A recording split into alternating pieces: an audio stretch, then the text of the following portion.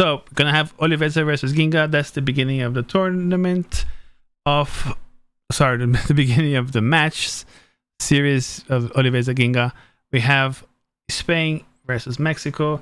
We do have one out of sync game, which is the first game. And Ginga was such a chat that he actually recorded this on his OBS, and we do have the recording. So you're gonna be seeing Ginga's perspective here.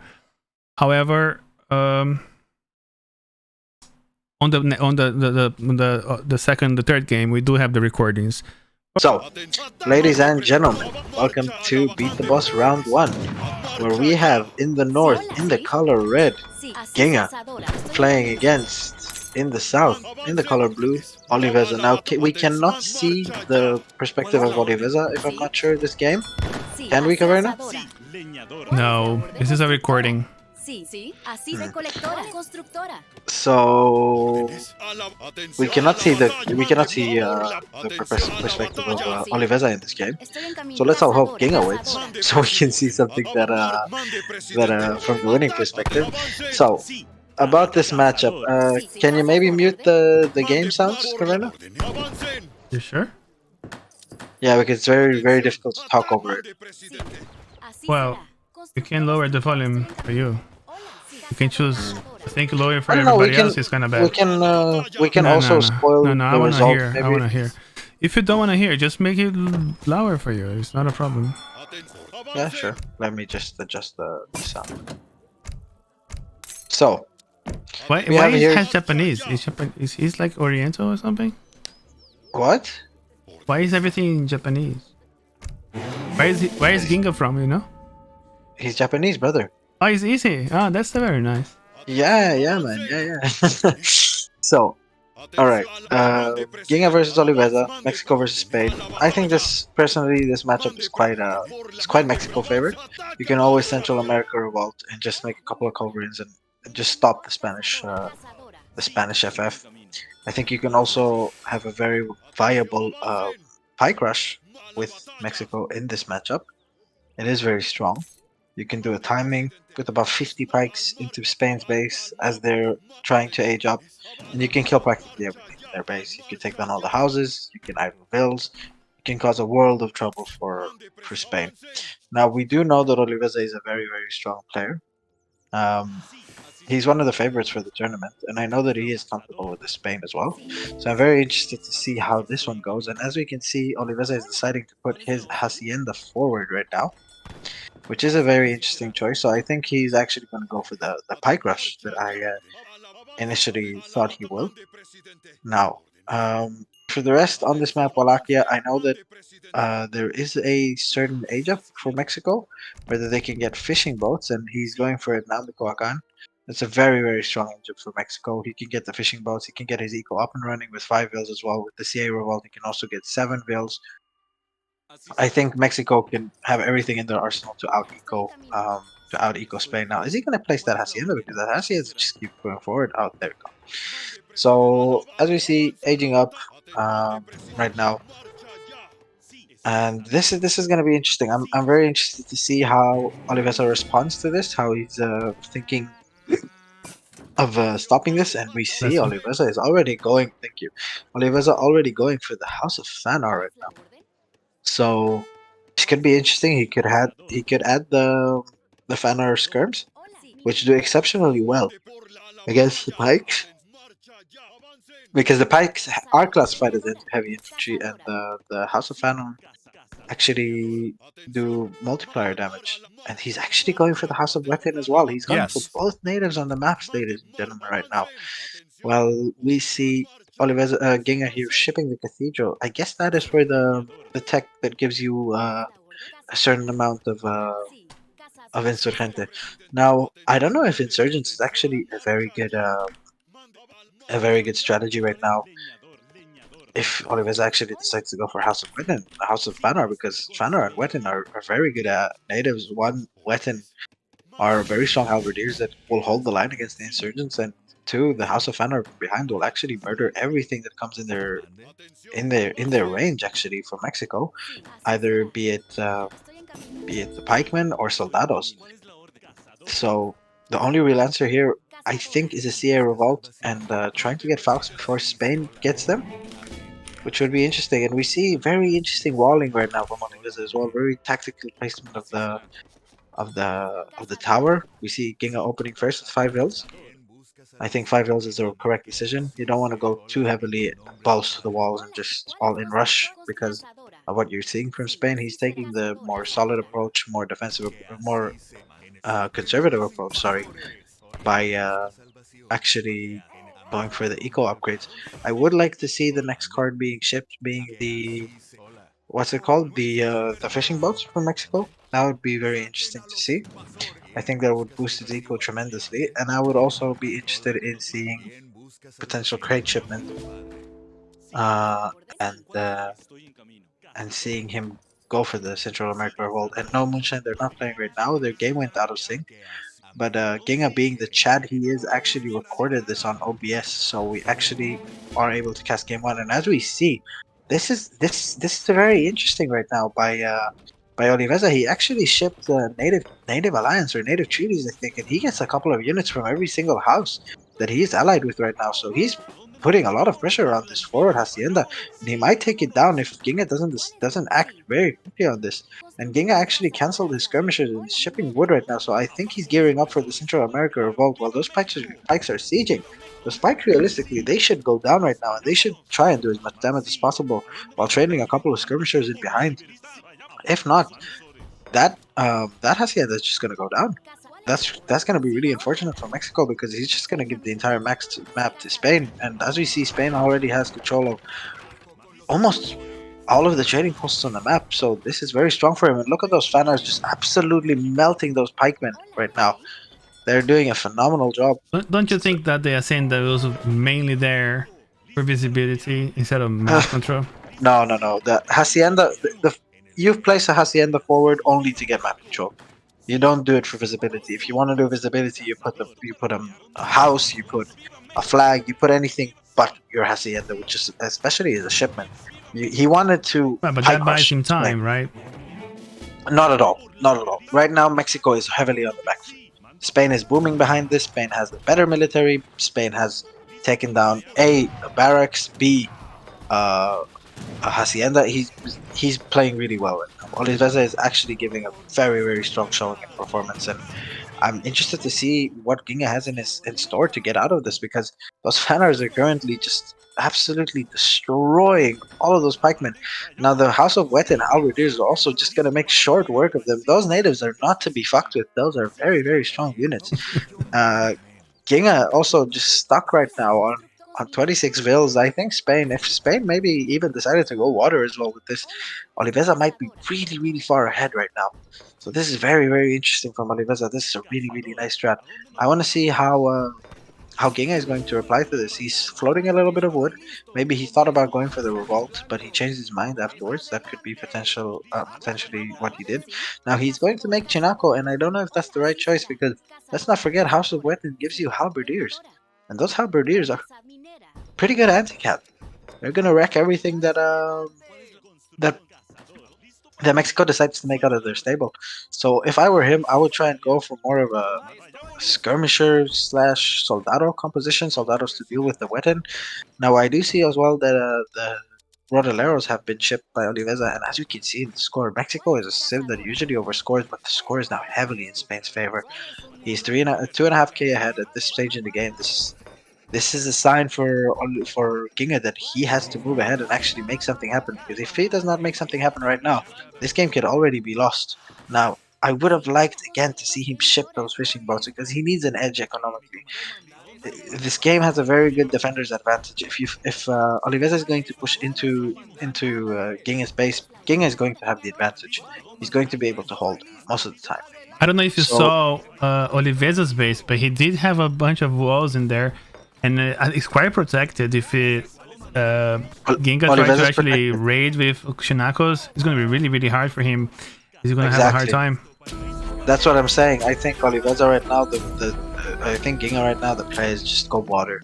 Go water. Do not mass H2. Try and get up to H3. I don't see Oliveza staying in H2 much longer. With even with all of the TPs, I think he's just looking to get all the upgrades.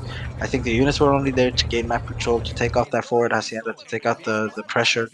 So I think he succeeded in doing that, and now he's just chilling behind. And by the score equaling, I think that we're seeing Spain aging up right now. He probably, knowing Oliveza and the quality of player he is, he probably sent the House of Trastamara, and he's going to age up for cheaper and for quicker. So let's see if my prediction is right. Currently, he's also on 4 TPs right now. Probably research Stagecoach at this point. It's too bad that Ginga is not looking down. Yeah, that is Stagecoach research right now for Oliveza. So Spain's economy is really kicking off. And again, He's playing the next level. I cannot emphasize this enough. He needs those fishing boats to catch up in eco. And the more he will chase and go after those TPs, the more he will lose time. And there we go. Spain is H3. As I said before, he was aging with the House of Trastamara. And now Spain is going to have its Falconets. Spain is going to have its Lancers. And a lot of native units that are very good. Let's not forget upgraded Halberdiers from the House of Wetted to protect those Falconets. Those are not regular Lord Leros. Those are actual beast units to protect your Falconets. Now we see the Mexican Explorer being revived right now. Beta. I don't know what beta means, but he did catch 3 kills with that Chinaco raid, which is very good. Um, and Mexico is again catching up in score. Maybe that's because of a shipment being sent right now, or because of the veterancy upgrades that are being researched right now by Oliveza. And then again, those walls. Look at what an effect those walls are having right now. All he did manage to get 3 kills, but the rest of Oliveza's economy is practically safe. Now he is doing the right thing and he's scouting to see if there is any water from Oliveza. Now he's noticing that there isn't a dock being placed, so Oliveza can't be out booming that hard right now. He probably has the Athos monasteries though. But what I am actually very interested to see is if Oliveza actually went for the House of Wetted Fort, because that could be very interesting. The House of Wetted Fort would allow him to stay in base for longer. He could ship even a second fort and have 2 forts up there. Just go H4 very comfortably and just mass up from there, and there And would there be is very little also he could a do. card that allows you to age up cheaper. Yeah, the House of Trastamara, as I said, yeah. The House of Trastamara has been used to age up to H3, I suppose. Now we finally see Oliver Ginga clicking up to H3 at minute 12, which is a bit too late, but he did recover quite a lot from losing his forward base. He is doing a good job of trying to stay in the game right now. Both very high level quality players in Ginga and in Oliveza. Both very strong players. Um, so do not expect this game to be very one-sided. Even though right now Oliveza seems to be ahead right now, and he is pushing at the perfect time. Look at this, without what the natives actually giving HP boost to all of the Spanish units right now. So these Spanish units are way more tanky than regular. And look at those Falcons. Those Falcons are getting some good shots, but Falconets, being the shit units they are, they took 2 full shots at skirmishers and couldn't even kill one. Beautiful. So he is pushing right now. It's exactly as Oliveza is. Ginga is aging up right now. So he's gonna take out down the barracks. He's gonna take down the market, which is gonna make trading a little bit more difficult. I do want to see those Falconets being shipped ASAP. He does no. Do not ship by San Luis Padres. Do not ship it. Ship those Falconets. You need it and you need an engage. I do not think this is the right decision right now. This Cav is just not going to do a great job, especially with the Sacred Band. As you can see, the Musketeers from the Greek Revolt are also in right now for Oliveza. This army is not going to fall to some Chinacos. This is not the correct play. You should ship Falcons here. If you get a good trade with the Falconets, you can definitely smash your infantry in there, your pikemen, put them in cover mode, have the skirmishers shooting behind, the Chinacos try and flank on the skirmishers, and have your Falconets take down his infantry. But for now, this is looking really bad. Even with the San Padre being shipped right now, I don't know if. But saying that, he actually manages to ship the Spinacos all the way up, all of the skirmishers from Spain, and Spain is actually in very big trouble. He's Definitely flop. actually he is actually out microing the hell out of the Spanish player right now, and I'm very interested to see how this is going. Ginga, please do not look away from the fight. This is a very interesting one. But again, those Spanish units are so buffed. Let's not forget the Spanish units are buffed by the House of Wetting Halberdiers, and Ginga calls it GG for game one. What a game. What a beautiful show of map knowledge by Oliveza. Played absolutely phenomenal. Now Ginga did outgather him, but it wasn't really the economy that did this for those both saves. This this is the military and the map knowledge. He has made excellent use of those natives. Most of his army was actually natives. He had Fanars in there. He had the musketeers. He had the Wethan natives. I think that the only units that he had in there were the crossbows from the Age Up, the lancers that he shipped, and the 7 Rodoleros in H2. Those are the only Spanish units in this game.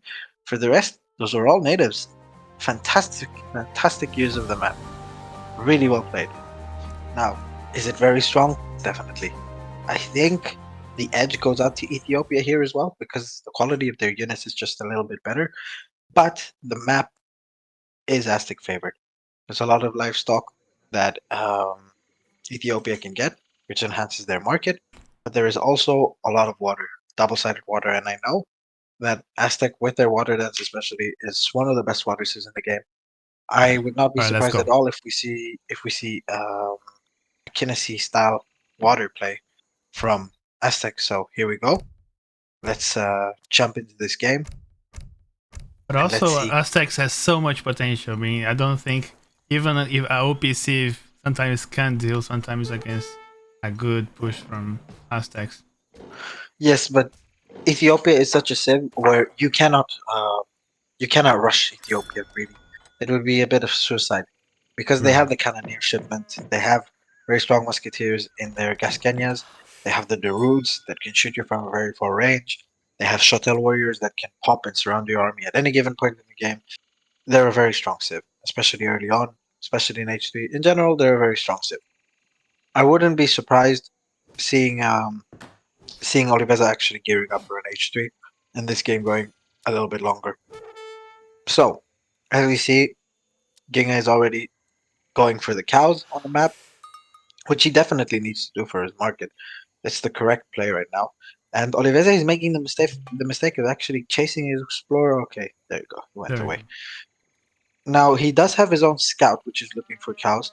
So far, he's only found one cow, if I'm not mistaken. Yep. Yeah, one cow, and I think that Ginga at this point has 2 cows. Ooh, this is very ballsy right now from Oliveza going for this treasure. While Ginga, can you zoom into the standard, please? Oh, this is standard, right? Yeah. So I think actually this was very ballsy. I think Ginga just did not want to engage with the Aztec Explorer, which I do understand. Even though he can unsnare himself and run away, it would definitely be interesting to try and go for that contest that treasure. But in the meanwhile, he's just taking all the yaks. He's just taking his very good time. He's on 5 yaks right now. To the Aztec player 1, I still think, because that Explorer with him, he was still with the Explorer trying to take the treasure. So right now, the yak situation is not looking good for Oliveza, while it's looking phenomenal for Ginga. Now, if we can take a look at the Aztec map, I want to see what the game plan is here for Oliveza. Yep. Actually, water buffaloes, by the way. I always do the same Can mistake in calling yeah, them yaks. can we look at his deck, Aztec Sure. player? Oh, so there we go. We're going for the water dance now. As we saw last time, someone played Aztec on water. I think it was Luke Tom and Wallachia. The water dance is there actually not for only for water boom, but it's also anti-water. So I get the water ceremony. Now he is sipping the. Can you show me that warrior priest? That what that card is called again? Here he's shipping the Cal Macaque. So I think we're really gearing up towards an H3. I don't think this game is going to stay in H2. Now knowing Oliveza, I know that he enjoys his H2. I know he enjoys his timing pushes, but still, I do not think this game is going to go very far. And if it does, I will give the edge to Ethiopia. I don't think Aztec has what it takes to actually beat Ethiopia in H2. So he's aging right now.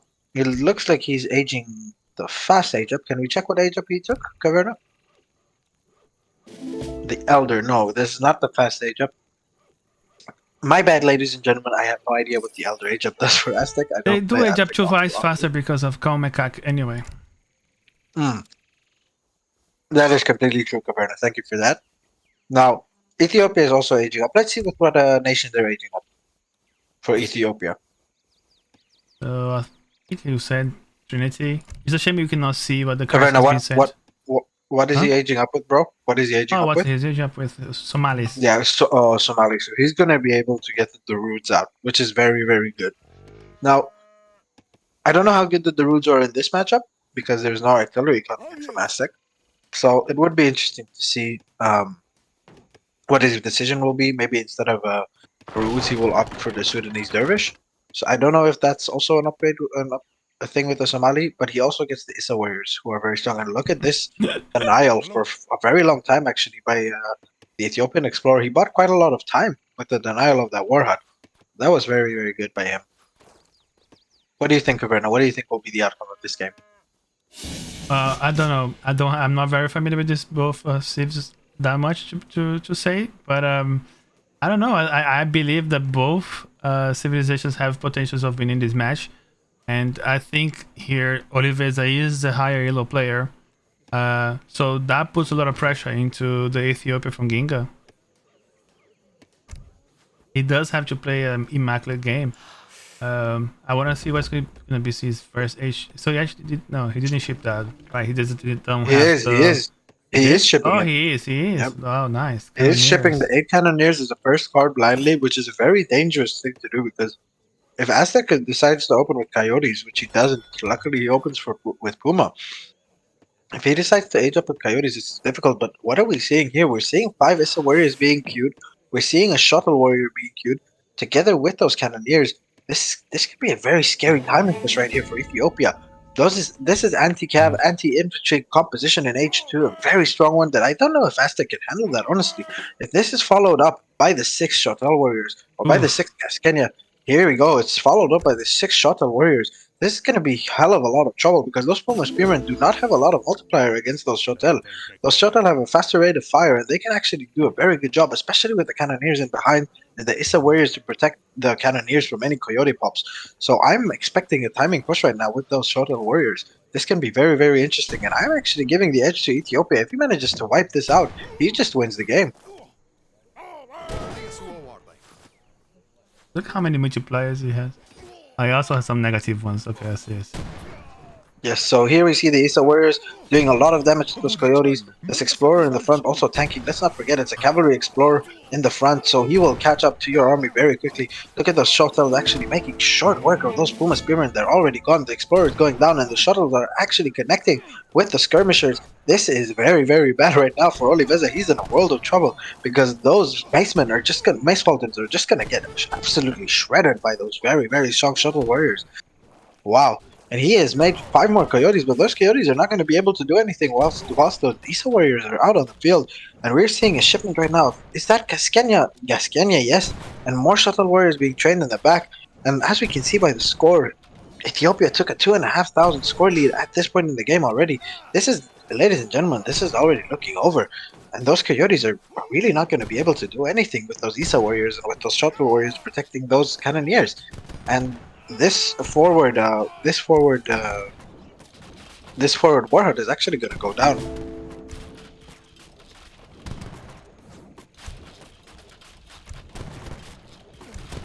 Wow. Chotawara is just so good in it, like especially early game. Like wow. Wow. This is over. This was very, very, very well played by Ginga. Okay, so let's just hop into this next match on Lakota. Dakota, sorry, I said Lakota. There you go. Shake, take it away. So, game 3 of this series, we see Ginga at the top of the map in the color red playing Haudenosaunee. Recently buffed, very strong civilization, but not on a water map, which does surprise me a little bit that he didn't take Ethiopia this map rather, which is also quite a short map and also a very good map for the rush. I guess he took Ethiopia there because he wanted the castle to secure his win 100%. But anyways, Haudenosaunee, very strong civilization right now. Against in the south, in the color blue, we have Oliveza playing with the Ottomans. Again, another very, very strong civ. One of Oliveza's main civs, actually. I think personally, this is a little bit Ottoman favored. If Ottoman can get unscaled into H3, or if Ottoman can just survive the early rush from Haudenosaunee, or if Haudenosaunee even tries to go H3 against Ottoman, I do not know what Haudenosaunee does against either Cat Archer Rebus or an H3 Falc push in any other case. It's going to be very difficult for Ginga to try and hold this. I think the edge goes here to Ottoman, even though with the recent bust out of Shoni, you can never count them out. Kanyas are very strong. Now Tomahawks and Anas actually deal quicker damage the closer their opponents get, so you would think rushing is a very good idea, but then again, for some very stupid reason, developers decided to give Ottoman Minutemen with 1.5 multipliers against heavy infantry, so then again, rushing Ottoman is really, really not the best idea. So, as we can see, Ginga with a very, very, very aggressive TP placement, which does indicate to me that he is going to rush, actually. I want to see that forward warrior being placed next to that TP. He's probably going to go for the TP line. Oh, but what are we seeing here? Ginga is actually not noticing that this treasure. Let's click on the treasure Caverna. Let's see what treasure is. Ginga is not noticing, but that's 80 XP. That's actually quite big, and this is going to be a steal for Oliveza. But Oh, where did he go? What did he do? He just fell oh asleep, and he no. just gifted this to the Haudenosaunee player. Wow, this is actually very big. 80 XP. That's 160 XP swim. This could have been 80 XP for Ottoman and no XP for Haudenosaunee. He This is got a traitor actually here. really big. Yeah, he got one of the Haudenosaunees. The Ottomans saying, "We'll give you baklava, we'll give you Turkish delight. You come join us. We'll give you a special harem back in the Ottoman lands. Come join us." And he's like, "All right, bet, let's do it."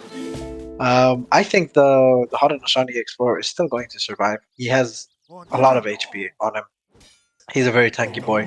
He's going to make it back to his base, but this is a lot of pressure. This is a lot of He's still HP. gonna He's go losing. for the Yeah, this is treasure. a lot of pressure that Oliveza is putting on him, and it's very bad for him not taking that 80 XP treasure, especially for Ottoman, a civ that relies on its shipments so much. Now, what do we see? What age up do we see? We see the fast age up from Ginga, but the bad thing is Ginga did not get any good age 1 treasures when it comes to food, so his age up is quite late. I I don't see this rush succeeding at this time. He should have already been aged at this point. The warhead should have already been on the way to go to. Wait, did Oliveza ship ATP against an? He did. And Wow. not, you can't really tell, can you? Yeah, you can because it says that the shipment has already been sent. This is ATP. This is an ATP build right now Oh, for Oliveza, but he's doing this against a very aggressive play in Haudenosaunee with the forward warhead. I don't know how he's going to try and pull this off because in H2 the unit shipments for Ottoman are way less strong than what they are for Haudenosaunee. Now, saying that, they both age up at almost around the same time, so again, the fast age up is kind of a little bit of a fail and here. look at it. Oh, sorry, the too fast. Yes, it's kind of a little bit of a fail here, but Oliveza again, he's just going for every single trading post on the map. He is Right. probably going to use all of those crates and he's going to go for the natives. That is my suggestion here. That's what I think that he's going to do. He knows his maps. He knows how to put on early pressure, how to timing attack. The question is it going to work against Haudenosaunee? I'm really not sure about it. And he's sending again. Wow, he's sending native treaties, so he's going to have a lot of natives popping out, and those are Cheyenne, and those are Cree trackers. Those are very tanky musketeers, and those are very tanky anti-cav units. But this is going to be able to counter the four canyons very effectively. Can we switch really quickly back to Oliveza to Ginga? Let's see if he's shipping the four canyon riders. I'm very interested to see. He has not shipped the four canyon riders. No, High can we look at villagers. his deck really quick? Look at his deck really quick. He is shipping 5 vills, and he did not ship. He did not ship the canyon riders. No. So for uh 400 Tomahawks and 10 Tomahawks in general being popped out of that barracks right now. Now, Kree trackers have a lot of HP. Can you take away please the deck so we can see what's going on? Yeah, thank you. So 700 coin being shipped right now by Oliveza. He did send native treaties, so I'm wondering where those Cheyenne riders are going. Let's look at the left side of the map if we can, Caverna, because there's a raid going on right now. Oh, here they are. I was looking for Those them. Cheyenne riders, those Cheyenne riders are actually on a villain. That native treaties is actually paying off because the vill this early on for Ottoman is quite devastating. Their eco is not really sorry, he is attacking Haudenosaunee. My bad. Still losing it very early on. Never fun for any civ. We're seeing some Kree being trained right now, so Oliveza is making that early weak eco for for Ottomans actually being strong, and this is the genius of Oliveza. He has sent ATP. He is forcing Ginga to actually take down those TPs, and behind this, he has shipped the 700 coin, and he is aging. He's going to age right now to the next age. He is playing this very, very, very well right now. And what is this in Q? Do we see a Humbarachi Grenadier in Q right now? Wow, this is very interesting. Now, I don't know if he's actually going to go through with it or not, but this Humbarachi being trained is looking very, very bad right now There because he he is. has no. He's 5. popped. Oh, 5. he just built a house, right? So he's getting 5 Grenadiers out. Those Cheyenne Riders are still actually giving Ginga a lot of trouble. They're really giving him hell. So with the Kree Trackers, with 2 the vills. Cheyennes, with the Grenadiers, he can do a lot of damage, and that's another Vil going down. I think that's 3 in total. Now we see 19 Vils for Ottomans, but let's not forget he also has CDB in there, so his economy is actually better than what Haudenosaunee is, and Haudenosaunee started up with 5 Vils. So this is looking a bit grim for Haudenosaunee. Score also reflecting it. Oliveza is up in score by about 10k right now, which is a bit normal because Ottomans do Less. overscore a little bit. Now he is building that TP, but the longer Oliveza is given time, Oliveza is gonna do more damage. And is that another villain that's gonna go down there, or is Oh, it just gonna close. make it into the TC? It just made it back into the TC. But those two Cheyenne Riders have been an absolute headache and a nightmare right now for Ginga. Now I wanna see from Ottoman's perspective, what is he gonna do? Is he gonna continue making units? He's making more Cheyenne Riders, he's making more Kree Trackers, and he's actually sieging the forward Warhawk uh, from Haudenosaunee, and the Cheyenne Rider is back in there again, creating headaches and absolute nightmares for Haudenosaunee player, and he has lost his forward base right now. This is looking very bleak for Haudenosaunee, and he's doing a very good job. Now, he's all over the place. I think Oliveza is just trying to out APM Ginga at this point in the game. As you can see, on the right side of the map, the Cheyenne Riders are going in for another raid, while those Humbarachi are just going to take down every single infantry unit that Haudenosaunee has. And look, he's going to get another Vil for his troubles, and maybe another 2 Vils, I think. And Ginga is not even reacting. He's not seeing that this is going on because that TP is being sieged. He's probably thinking that it's that, and he's got 2 Vils so far, and he's going to get a third villager for his troubles. Now, he can't even defend this with the Kanyas because they get absolutely murdered by the Cheyennes. And is he going to get another Vil? He is going to get another villager. Wow, Cheyenne Riders have so far taken out 5 villagers this game, and look, they're going to absolutely destroy those Kanyas. Let's not forget, those are native units against regular units. Those Kanyas are very expensive, 100 food, 75 wood. Now the Kanyas eventually, they have more numbers, they will take down the Cheyenne Riders, but the Cheyenne Riders are not going down without a fight. They're absolutely hammering down on those poor Kanya horsemen, and that's a lot of resources spent for the Haudenosaunee player. Okay. This is looking really, really bad for Haudenosaunee. Really, I don't know what. Let's zoom out a little bit, Kaverna. Let's see. I feel like there's gonna be a big fight coming up right now because Ginga is feeling. Let's put it back to the standard if you can. Ginga is looking like What do you he mean? Far is away? willing. Is it away? No, yeah, just put it at the standard. Yeah, there we go. There's no such a thing as standard zoom for me. I just don't know. No, the zoom which you play with, that's the standard How? zoom. How? How do I know? I just I don't know. have to scroll my mouse. This. If you need No, no, this just is the more one. zoom, just let me know. I'll zoom for No, you. no, this is the one. I just wanted this Okay. zoom, this particular one. So, as we can see right now, Haudenosaunee has the bigger mass right now, but we are seeing way more units being trained from Ottomans. If we can go look at the Ottoman mass right now, he has 6 Kree trackers, he has a couple of Janissaries in there, some anti-cav, he has Abus, and he has Umbarachi. This army is going to absolutely destroy whatever Haudenosaunee is going to ship to throw at him. He needs exceptional Kanya Micro to actually be able to do anything here. And those Cheyenne Riders are in a perfect spot to stop this right now, popping the Vils as well. This is looking phenomenal by Oliveza. He is absolutely outplaying right now. He has out APM at the beginning of the game, taking a lot of good raids, a lot of good trades. Now he's just laying waste to this Haudenosaunee army, and very smartly by Ginga, he's retreating. He knows he cannot take this fight. Now, 5 Janissaries being shipped. I think this is a situation where Oliveza has decided to finally push out of his base and go and try and do some lasting damage to the Haudenosaunee player. Now we see that the economy is on the same amount of bills, which is very, very bad for Haudenosaunee right now. Because A, Ottoman has Kree trackers, and B, they should be at least 5, 6, 7 builds ahead at this point. So The let's only see. way how Noshoni can get out of this is doing a lot of Cav. I mean, I've been playing a lot of Humble Ratchets before, like Grenadier is a really strong meta. If you don't have a lot of Cav, you're not going to be able to face this army.